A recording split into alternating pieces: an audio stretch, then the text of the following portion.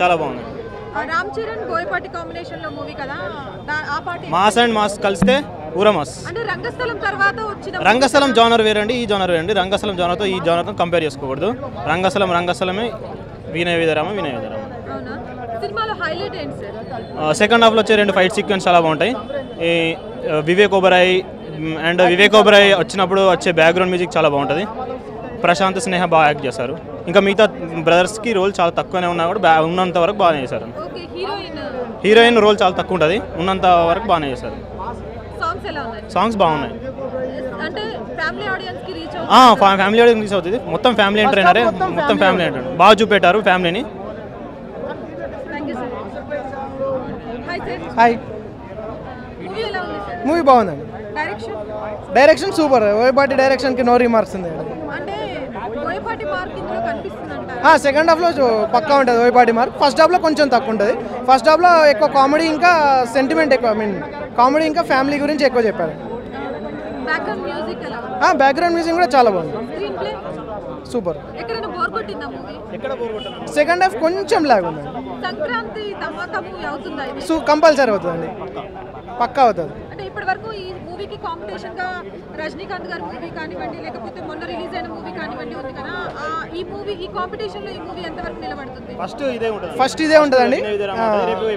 F2 బట్టి result తెలుస్తుంది. దీని తర్వాత మళ్ళీ రామ్ చరణ్ మాస్ హీరోగా, అంటే ఖైదీ మూవీ తర్వాత చిరంజీవి గారు మాస్ ఆడియన్స్ కి చేరువయ్యారు కదా, ఈ మూవీ తర్వాత రామ్ చరణ్ కంపల్సరీ అవుతాడు. నందమూరి లేదా నందమూరి కొనిదెల ఈ విధంగా నాశనం చేస్తున్నారు. దయచేసి వాళ్ళు ముందుకొచ్చి మేమంతా ఒకటే, చలనచిత్ర రంగం అంతా ఒకటే, మాకు ఎటువంటి భేదాభిప్రాయాలు లేవు. అభిమానులుగా మీరందరూ కూడా ఒక విధంగా సినిమా అనుకున్నంత ఇదిగా ఏం లేదమ్మా. బోయపాటి గారి మార్క్ అనుకుని చెప్పి వచ్చాము. బోయపాటి మార్క్గా లేదు సినిమా. ఎవరో 2-3 బయట వాళ్ళు ఎవరైనా డైరెక్ట్ చేసినట్టుగా ఉంది. ఎందుకంటే సన్నివేశాన్ని మధ్య లింక్ అయితే కుదరతలేదు, సీక్వెల్గా కుదరలేదు. అంటే సంక్రాంతి బ్లాక్ బస్టర్ గా రిలీజ్ చేశారు కదా, సంక్రాంతి బరిలో ఈ సినిమా ఉంటుందంటారా రేస్లో? సంక్రాంతి బరిలో మామూలుగా ఉంటుంది సినిమా. మామూలు థియేటర్లో ఆడుతుంది, వాళ్ళ థియేటర్లో వాళ్ళ చేతిలో ఉన్నాయి కాబట్టి వాళ్ళ సినిమా వాళ్ళు ఆడించుకుంటారు. ప్రేక్షకులు వస్తారా లేదో మీరు అడగాలి. ఉండదు, నాకు తెలిసినంత వరకు ఉండదు. నా అభిప్రాయం అయితే ఉండదు. అవును, రంగస్థలం జోన్ వేరు, ఈ జోన్ వేరు. రంగస్థలం జోన్ వేరు, ఈ జోన్ వేరు. రంగస్థలానికి దీనికి పోలికొద్దు. ఓకే, అమ్మా దీంట్లో మాసును మెప్పిస్తానికి తన తండ్రి గారి బాటలో తండ్రి గారి సినిమాలైన వేట, త్రినేత్రుడు, ఆ సినిమాలన్నీ దీంట్లో చూపించారు. ఓకే, అవన్నీ ఫ్లాప్ సినిమాలు. ఇది కూడా ఆ కవలో చెందింది. అది మ్యూజికే అద్భుతం. ఆ సినిమాలో మిగిలింది ఏంటంటే బ్యాక్గ్రౌండ్ మ్యూజిక్. ఆ వెనకాల ఉన్న అన్నదమ్ములు వదినలుగా నటించిన వాళ్ళ మాత్రమే బాగుంది. అతన్ని చాలా తక్కువ చేసి చూపించారు. ఎందుకంటే హీరోని ఎలివేట్ చేయాలి కాబట్టి అంత గొప్ప నటుడిని తక్కువ చేసి చూపించారు. Ram Charan show, Konidela Ram Charan show. ఎందుకు చెప్పారు? వాళ్ళ ఇంటి పేరు కొనిదెలేమో నాకు తెలియదు. మరి సినిమాలో కొనిదెలేమో నాకు తెలియదు, బయట కూడా కొనిదెలు అంటారు కదా. అదే ఆ కొనిదెల అనే ఇంటి పేరుతోనే తలకాయ నొప్పి వస్తుంది. కొనిదెల, నందమూరి వీళ్ళు సగటు ప్రేక్షకుని థియేటర్ దగ్గర రానివ్వట్లే. వీళ్ళు పైరసీలు ఎక్కువైపోతాయి. ఈ విధంగా వాళ్ళు జనాల ముందుకు వచ్చి, వాళ్ళందరూ యునైటెడ్గా జనాల ముందుకు వచ్చి ఎటువంటి మేమంతా ఒకే కుటుంబం, మాకు నందమూరి కానీ కొనిదెల అనేది లేదు, మేమంతా ఒకటే చలనచిత్ర తెలుగు బిడ్డలమే అని చెప్పి, కళామా తల్లి బిడ్డలమని చెప్పుకున్న రోజున సగటు ప్రేక్షకుడు థియేటర్కి వస్తాడు. లేదంటే థియేటర్లు మూసేయాల్సిన పరిస్థితి వస్తుంది. దయచేసి నందమూరి కొనిదెల అని ఇంటి పేరుని మార్చుకోండి, ఆ ఎక్కడా ఉపయోగించవద్దు. ఓకే, నందమూరి అంటే ఆ తారకరత్న స్వర్గీయ నందమూరి తారక రామారావు పుణ్యమ అంటూ వచ్చింది. ఇది కొనిదెల చిరంజీవి అంటే చిరంజీవి ద్వారా వచ్చింది. అది సూపర్ అండి. రామ్ చరణ్ ఎలా ఉన్నారు? రామ్ చరణ్ కూడా యాక్షన్ సూపర్ బాగుంది. ఏంటి మూవీలో ప్లస్ ఏంటి? ప్లస్ ఏమున్నది, story and fights highlights. Minus ఏది లేదు, అన్ని బాగానే ఉన్నాయి. బ్యాక్గ్రౌండ్ కూడా బాగానే ఉన్నది. వివేక్ ఓబరాయ్ ఎలా ఉంది సార్ విలన్ గా సూపర్గా యాక్ట్ చేశాడని.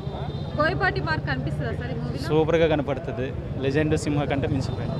అంటే రంగస్థలం తర్వాత రామ్ చరణ్ గారిని నటుడిగా బాగా డెవలప్ అయ్యారని చెప్పారు కదా, ఈ మూవీ తర్వాత మాస్ ఆడియన్స్ కి చేరువవుతారు. మాస్ సినిమా ఇది. ఈ సినిమాలో మిమ్మల్ని బాగా అట్రాక్ట్ చేసింది ఫైట్స్. ఎలా ఉన్నారు ఫైట్స్ లో రామ్ చరణ్ గారు? సూపర్గా ఉన్నారు. అవునా? సినిమా గురించి ఒక మాటలో చెప్పాలి. అన్ని బోయపాటి అన్నీ ఒక దాంట్లో లేపుతాడు పీకలు, ఇక్కడ రెండు లేపుతాడు ఒకసారి. ఇద్దరిది కలిపి 2 లేపుతాడు. ఓకే.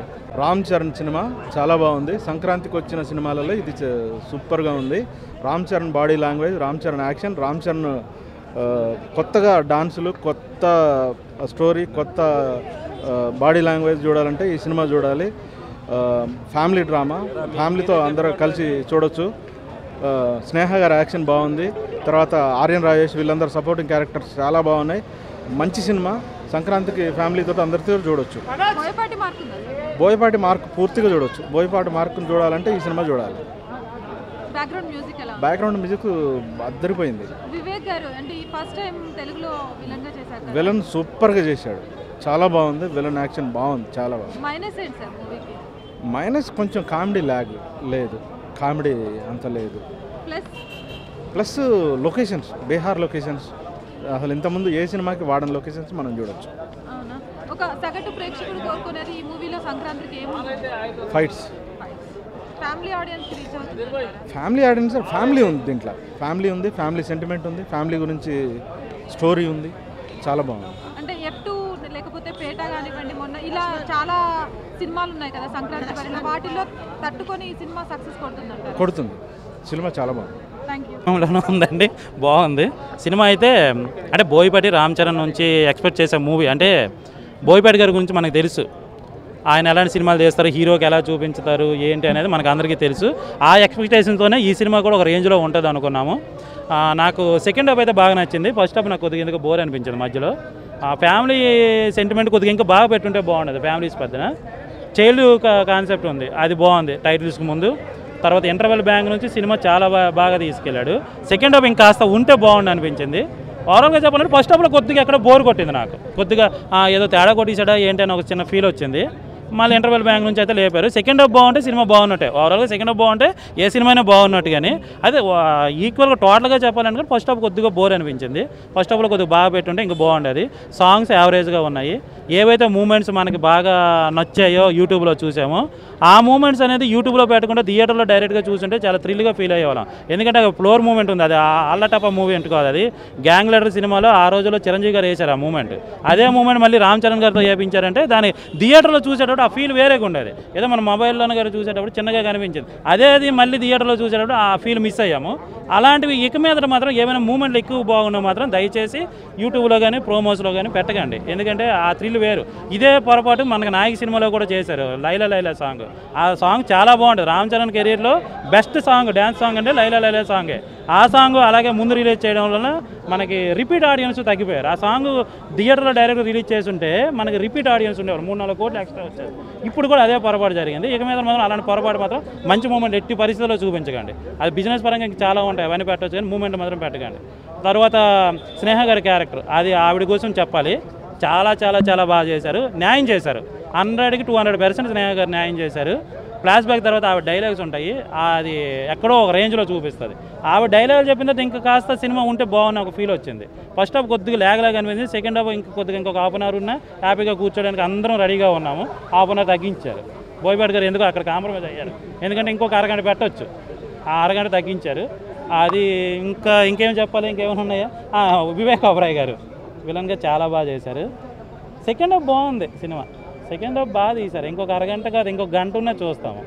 ఫస్ట్ హాఫ్ సంక్రాంతి పేరులో లాస్ట్ ఇయర్ అయితే ఎలాగైతే అన్ని సినిమాలు ఈక్వల్గా ఉన్నాయో ఈ ఇయర్ కూడా అదే విధంగా ఉంటాయి. ఎందుకంటే ఒకటి బయోపిక్, ఒకటి రజనీకాంత్ గారిది, రెండోది ఇది మాస్ సినిమా, తర్వాత అది ఎంటర్టైన్మెంట్, ఫ్యామిలీ ఎంటర్టైన్మెంట్. దేనికి ఒక కథ ఒకదానికి సంబంధం లేకుండా ఉన్నాయి. తర్వాత మనకి తెలుగు వాళ్ళకు ఉన్నది ఏంటంటే సంక్రాంతికి 4 సినిమాలు కాదు, 40 సినిమాలు రిలీజ్ చేసినా రోజుకి 4 సినిమాలు చొప్పున 10 రోజులు కవర్ చేస్తారు. అది అసలు నో డౌట్. దాంట్లో ఈ విధంగా ఈ సంక్రాంతి కూడా అందరికీ లాభాలు చేకూర్చి పెడుతుంది. అయితే ఎటువంటి ప్రాబ్లము లేదు. మరి